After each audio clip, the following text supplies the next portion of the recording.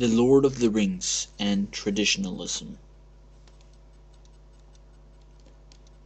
Our folk have been robbed of their myths, their traditions, and their identity. But within them grows a desire to regain what was taken away from them. And this is not least noticeable by the success within popular culture for what has been known as true myths. Batman Begins, The Transport, Conan, Last Samurai, and several other films which are such true myths. And in a time when no one any longer read the Edda, it is through these films that our brothers and sisters may be experiencing a glimpse of the world which they've been robbed from. Such a true myth, which is very popular within the New Right, is J.R.R. Tolkien's books about the Lord of the Ring and the movies based on them. Tolkien as a Christian Indo-Europeist. Tolkien was not only an author, but also an academic. He was very interested in European languages, linguistics, mythology and folklore, including Beowulf, which was a major inspiration for him. One can notice this through reading his books, which are packed with old European words and concepts. Midgard, Beren, orcs, the names of Rohirrim, and Rohan. The list can be made very long. Tolkien was also a Christian, and there are many Christian themes in The Lord of the Rings. The Christianity which Tolkien is representing is not the same as the one the modern churches or even the Orthodox churches stands for, but a muscular Christianity, as it is called, and thus a Christianity that has preserved much of the best of paganism, both in life perspective and in respect for old traditions. These Christian elements are particularly evident in the themes that recur in his books, namely betrayal and reconciliation, personal development, the danger of letting the end justify the means, and the like. These are deep psychological insights that contributed to the saga's popularity. Those who are not affected by the tragic fate of Gollum and the internal struggle between his feelings for his newfound friends and the ring's hold on him is an emotional illiterate. The same applies Boromir, Denethor, and Saruman, which for a good cause allows the end to justify the means and thus pay the price for this. Especially Boromir's faith is a typical example of Christian betrayal and reconciliation. The world of men will fall, and all will come to darkness, and my city to ruin.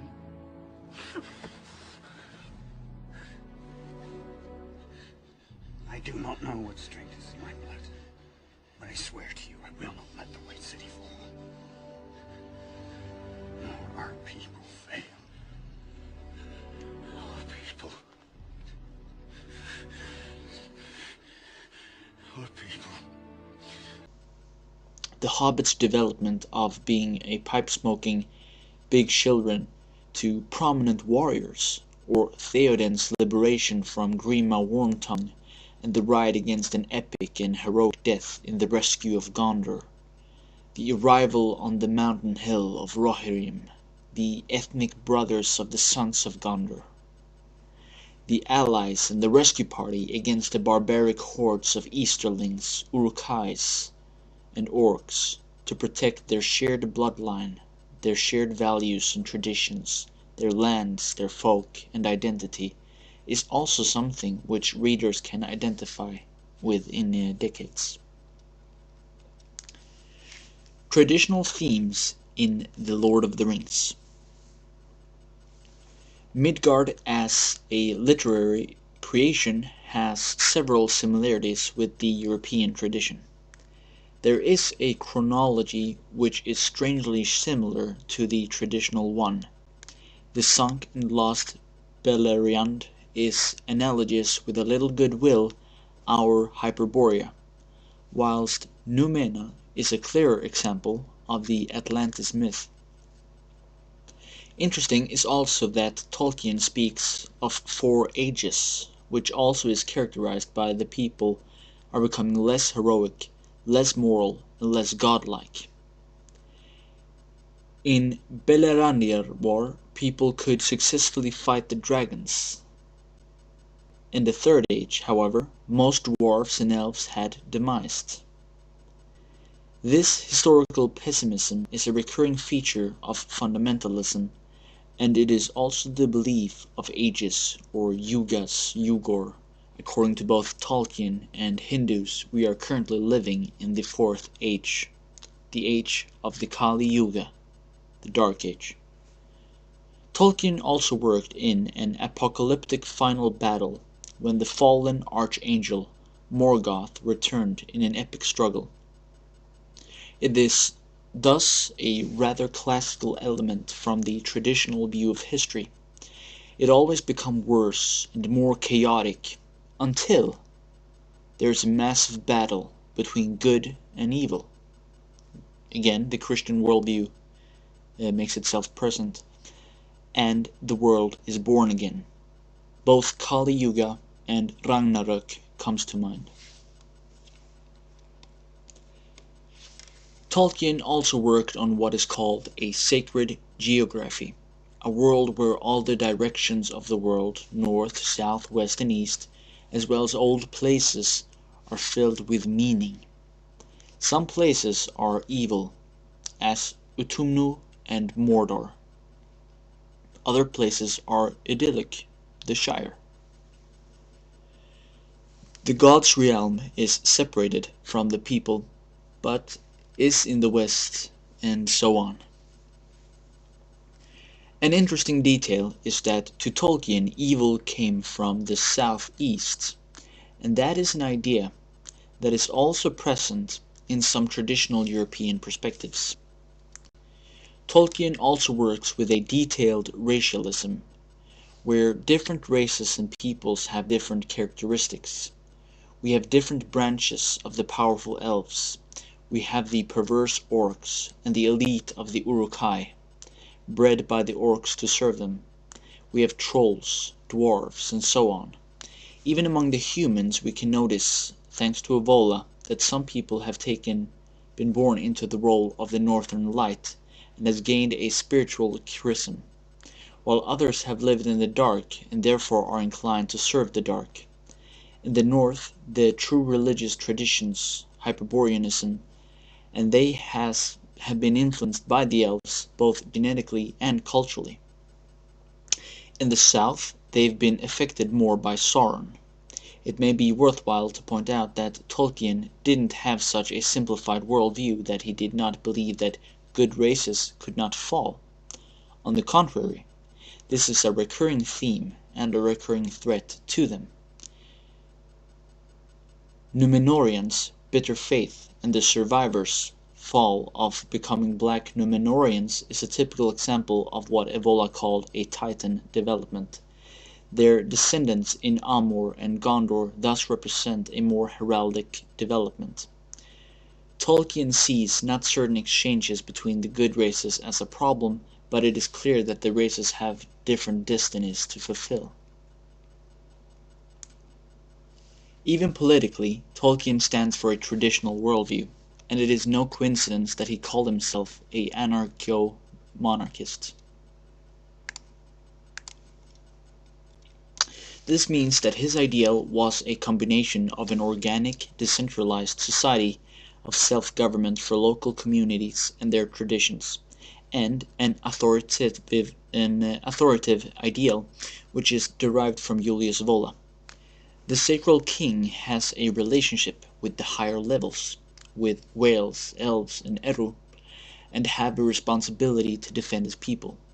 The true king, who is hidden for centuries, but then will return and save the people from their darkest hour, is a recurrent theme in European tales.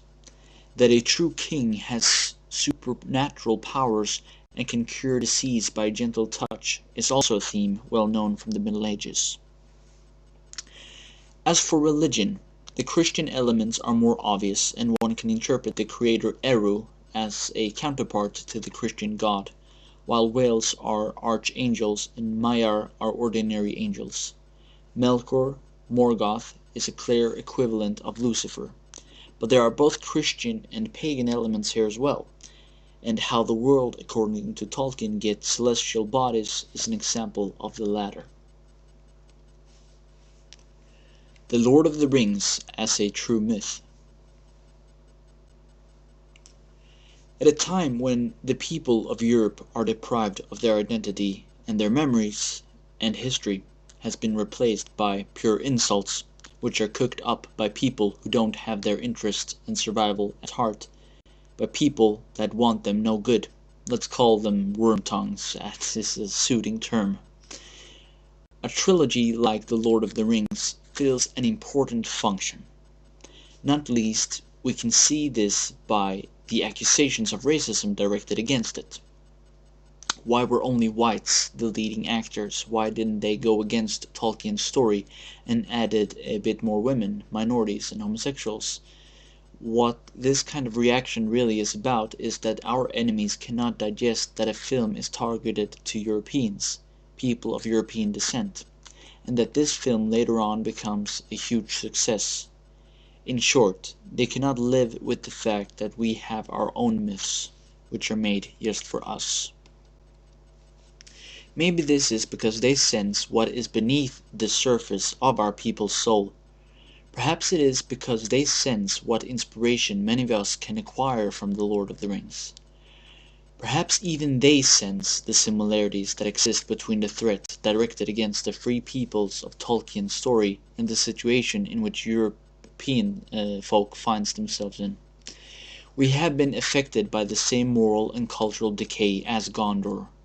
Like the sons of Gondor, we do no longer breed, and like the Rohan people, we allow criminal gangs to ravage our countries without reaction or ability to speak up against our corrupted leaders, who will punish us. But Tolkien also shows that there is always hope when it is dark. The archetypes to save Midgard in his books is archetypes which we carry within us. It is therefore no coincidence that the actor John Rhys Davies, who played Gimli in the films, after they made the films, spoke about the situation in Europe as following. Quote, "There is currently a demographic disaster in Europe that nobody wants to talk about, that we dare not talk about, because we are so careful not to offend anyone racially, and that we should also be, but this issue also contains a cultural aspect. Around 2020, 50% of children under 18 years in Holland will be of Muslim descent. Western Europeans get no children. The population of Germany will be 56% of what it is today. The population of France, 52% of what it is today.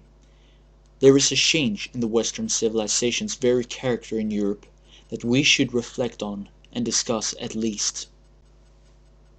If it is just meant the replacement of a genetic ancestry with another, then perhaps it would not be so serious. But if it means the replacement of Western civilization with an entirely different nature of civilization, with different cultural values, then that is something we really should discuss. You will understand that what I've just said is tantamount to blasphemy in this town. But if Tolkien has a message, it's just that sometimes you must stand up and fight for what you believe in. He knew what he fought during the First World War." End quote. John Rhys Davies.